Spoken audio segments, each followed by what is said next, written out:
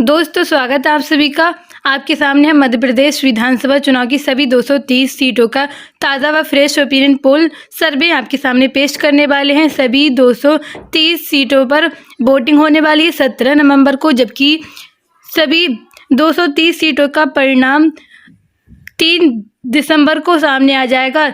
बहुमत पाने के लिए 230 सीटों में से 116 सीट की आवश्यकता होती है। जिस पार्टी के पास 116 सीट होती हैं वही मध्य प्रदेश में अपनी सरकार खड़ी कर सकता है। अभी की बात करें तो अब मध्य प्रदेश में भी बीजेपी की सरकार है, लेकिन देखना यह है कि इस बार मध्य प्रदेश में किस पार्टी की सरकार हो सकती है। क्या एक बार फिर से बीजेपी पार्टी मध्य प्रदेश में अपनी सरकार बना पाएगी या इस बार राज्य में बना लेगी कांग्रेस पार्टी की सरकार। तो आपको इस वीडियो में पूरी जानकारी देने वाले हैं, तो वीडियो को लाइक करना, शेयर करना, रोज़ाना ताज़ा फ्रेश ओपिनियन पोल जानने के लिए चैनल को सब्सक्राइब जरूर कर लीजिए। तो यहाँ पर सबसे पहले बात कर लेते हैं मध्य प्रदेश के बालाघाट जिले के बारे में। यहाँ पर 6 विधानसभा की सीट है। बीजेपी को 3 सीटें मिल सकती हैं, जबकि कांग्रेस को यहाँ पर 3 सीटें मिलती दिखाई दे रही हैं। बालाघाट में इन दोनों पार्टियों के बीच बराबर की टक्कर होने जा रही है, तो वहीं अन्य पार्टी 0 सीट लेती नजर आ रही है। इसी के साथ सिवनी की 4 विधानसभा सीट के बारे में बात करें तो बीजेपी को 1 सीट मिल सकती है, तो वहीं कांग्रेस को 3 सीटों को पाकर काफी बड़ा फायदा होता नजर आ रहा है। मंडला की 3 विधानसभा सीट के बारे में बात करें तो बीजेपी को 1 सीट जबकि कांग्रेस को 2 सीटें मिल सकती हैं।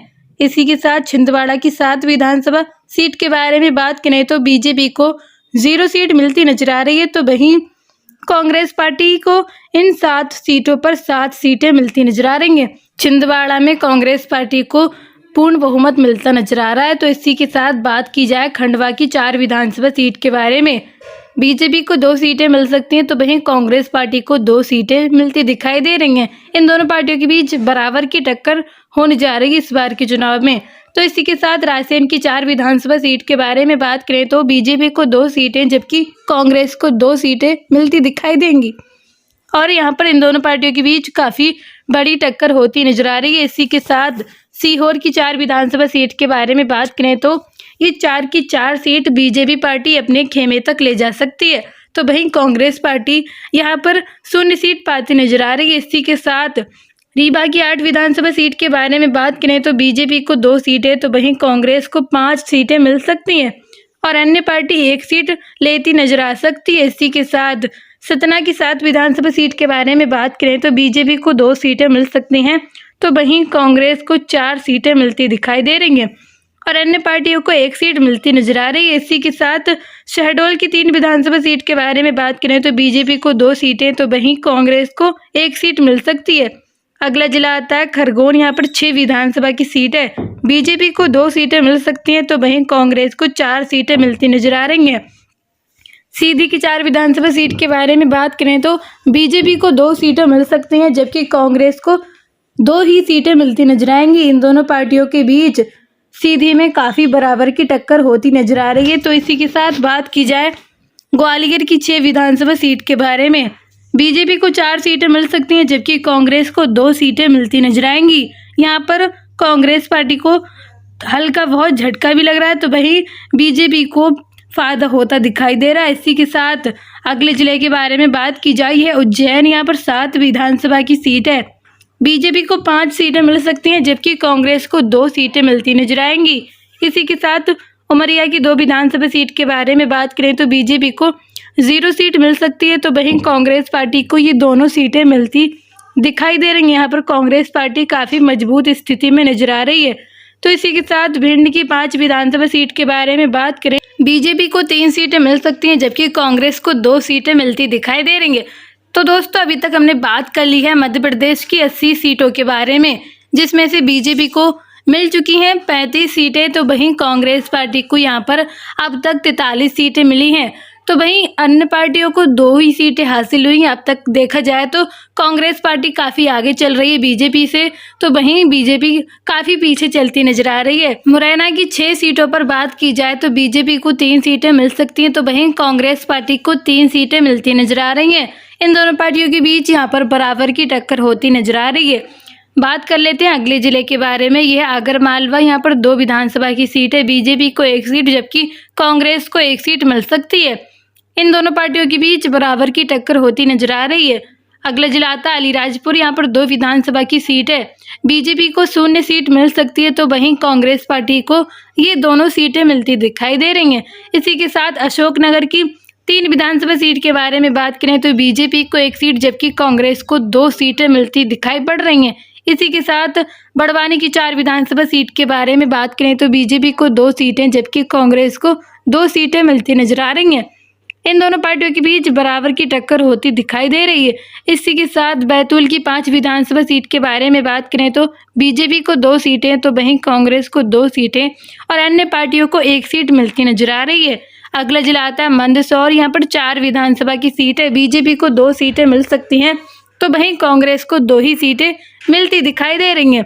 मंदसौर में इन दोनों पार्टियों के बीच बराबर की टक्कर होती दिखाई दे रही है। इसी के साथ बात कर ली जाए नरसिंहपुर की 4 विधानसभा सीट के बारे में। बीजेपी को 3 सीटें मिल सकती हैं, तो कांग्रेस पार्टी को 1 सीट मिलती नजर आ रही है।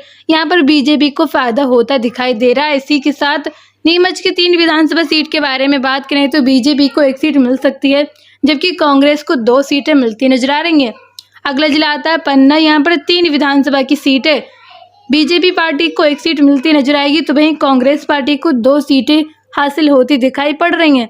अगला जिला आता है राजगढ़। यहाँ पर 5 विधानसभा की सीट है। बीजेपी को 3 सीटें मिलती दिखाई देंगी, तो वहीं कांग्रेस पार्टी को 2 सीटें मिलती दिखाई दे रही हैं। इसी के साथ रतलाम की 5 विधानसभा सीट के बारे में बात करें तो बीजेपी को 2 सीटें मिल सकती हैं, तो वहीं कांग्रेस को 3 सीटें मिलती नजर आ रही हैं। अगला जिला आता है सागर। यहाँ पर 8 विधानसभा की सीट है। बीजेपी को 2 सीटें मिल सकती हैं, जबकि कांग्रेस को 5 सीटें मिलती नजर आ रही हैं। यहाँ पर कांग्रेस पार्टी को काफ़ी फायदा होता दिखाई दे रहा है, तो वहीं अन्य पार्टियों को 1 सीट मिलती हासिल होगी। अगले जिले के बारे में बात करते हैं। यह है भोपाल। यहाँ पर 7 विधानसभा की सीट है। बीजेपी को 3 सीटें मिल सकती हैं, तो वहीं कांग्रेस को 4 सीटें मिलती दिखाई दे रही हैं।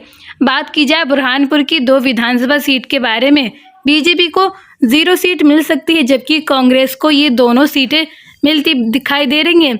यहाँ पर कांग्रेस पार्टी काफ़ी तगड़ा फायदा हासिल करती नजर आ रही है। इसी के साथ छतरपुर की 6 विधानसभा सीट के बारे में बात करें तो बीजेपी को 2 सीटें जबकि कांग्रेस को 4 सीटें मिलती दिखाई देंगी।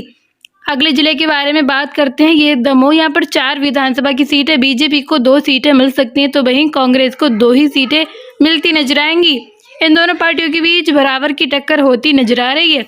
अगला जिला आता है दतिया। यहाँ पर 3 विधानसभा की सीट है। बीजेपी को 2 सीटें मिल सकती हैं, जबकि कांग्रेस को 1 सीट मिल सकती है। बात कर ली जाए देवास की 5 विधानसभा सीट के बारे में। बीजेपी को 2 सीटें मिल सकती हैं, तो वहीं कांग्रेस को यहाँ पर 3 सीटें मिलती दिखाई पड़ रही हैं। अगला जिला आता है धार। यहाँ पर 7 विधानसभा की सीट है। बीजेपी को 4 सीटें, तो वहीं कांग्रेस को 3 सीटें मिलती दिखाई देंगी। बात की जाए डिंडोरी की 2 विधानसभा सीट के बारे में। बीजेपी को 0 सीट मिल सकती है, तो वहीं कांग्रेस पार्टी को 1 सीट, तो अन्य पार्टियों को 1 सीट मिलती दिखाई देगी। इसी के साथ हरदा की 2 विधानसभा सीट के बारे में बात करें तो बीजेपी को 1 सीट जबकि कांग्रेस को 1 सीट मिल सकती है। इन दोनों पार्टियों के बीच बराबर की टक्कर होती नजर आ रही है। बात की जाए होशंगाबाद की 4 विधानसभा सीट के बारे में। बीजेपी को 2 सीटें, तो वहीं कांग्रेस को 2 ही सीटें मिलती दिखाई देंगी। इन दोनों पार्टियों के बीच काफ़ी बड़ी टक्कर होने जा रही है इस बार के चुनाव में। इसी के साथ इंदौर की 9 विधानसभा सीट के बारे में बात करें तो बीजेपी को 4 सीटें जबकि कांग्रेस को 4 ही सीट मिलती दिखाई देंगी और अन्य पार्टियों को 1 सीट मिल सकती है। इंदौर में कांग्रेस और बीजेपी पार्टी, इन दोनों पार्टियों के बीच बराबर की टक्कर होती दिखाई दे रही है। तो इसी के साथ जबलपुर की 8 विधानसभा सीट के बारे में बात करें तो बीजेपी को 4 सीटें मिल सकती हैं जबकि कांग्रेस को 4 सीटें मिल सकती हैं। इन दोनों पार्टियों के बीच काफ़ी बड़ी टक्कर होने जा रही है। इसी के साथ अगले जिले के बारे में बात करते हैं। ये झाबुआ। यहाँ पर 3 विधानसभा की सीट है। बीजेपी को 1 सीट मिल सकती है, तो वहीं कांग्रेस को 2 सीटें मिलती नजर आ रही हैं। बात की जाए कटनी की 4 विधानसभा सीट के बारे में। बीजेपी को 2 जबकि कांग्रेस को 2 सीटें मिल सकती हैं। इन दोनों पार्टियों के बीच बराबर की टक्कर होती दिखाई पड़ रही है। अगला जिला आता है शाहजहाँपुर। यहाँ पर 3 सीटें हैं। बीजेपी को मिल सकती है 0 जबकि कांग्रेस को यहाँ पर 3 की 3 सीटें मिलती दिखाई पड़ रही हैं। इसी के साथ बात की जाए अगले जिले के बारे में। यह है शिवपुरी। यहाँ पर 5 विधानसभा की सीटें। बीजेपी को 3 सीटें मिलती दिखाई देंगी जबकि कांग्रेस को यहाँ पर 2 सीटें मिलती नजर आ रही हैं। अगला जिले के बारे में बात की जाए, यह है सिंगरौली। यहाँ पर 3 विधानसभा की सीट है। बीजेपी को 1 सीट तो कांग्रेस पार्टी को 1 सीट, जबकि अन्य पार्टियों को 1 सीट मिलती दिखाई देगी। इसी के साथ टीकमगढ़ की 5 सीटों पर बात की जाए तो बीजेपी को 2 सीटें, जबकि कांग्रेस को 3 सीटें मिलती दिखाई पड़ रही हैं। अगला जिला आता है विदिशा। यहाँ पर 5 सीटें हैं। बीजेपी को 3 सीटें मिल सकती हैं, तो वहीं कांग्रेस को 2 सीटें मिलती दिखाई दे रही हैं। इसी के साथ बात की जाए अगले जिले के बारे में, यह है श्योपुर। यहाँ पर 2 सीटें हैं, कांग्रेस को 1 सीट, जबकि बीजेपी को 1 सीट मिलती दिखाई देगी। इन दोनों पार्टियों के बीच बराबर की टक्कर होती नजर आ रही है। इसी के साथ गुना की 4 विधानसभा सीट के बारे में बात करें तो बीजेपी को 2 सीटें मिल सकती हैं, जबकि कांग्रेस को 2 सीटें मिलती दिखाई पड़ रही हैं। अगला जिला आता है अनूपपुर। यहाँ पर 3 सीटें हैं। बीजेपी को 1 सीट मिल सकती है, तो कांग्रेस पार्टी को 2 सीटें मिलती दिखाई दे रही हैं। तो दोस्तों, ये रहा मध्य प्रदेश की सभी 230 सीटों का सर्वे।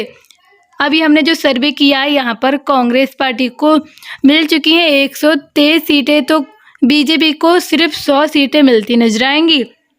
जैसा कि आप सभी को पता है, 230 सीटों पर बहुमत पाने के लिए 116 सीट की आवश्यकता होती है। जिस पार्टी के पास 116 सीटें होती है वही मध्य प्रदेश में अपनी सरकार बना सकता है। तो बीजेपी को अभी 100 सीटें मिली है, जो बहुमत से कम है, जबकि कांग्रेस को 123 सीटें मिली हैं, जो बहुमत से काफ़ी ज़्यादा हैं।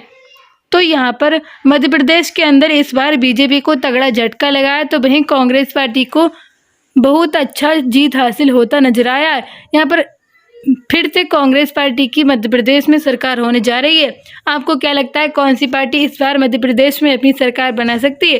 नीचे कमेंट सेक्शन में आप अपनी राय जरूर दें। वीडियो को लाइक करें, शेयर करें। रोजाना ताज़ा फ्रेश ओपिनियन पोल जानने के लिए चैनल को सब्सक्राइब जरूर कर लें। Thank you so much.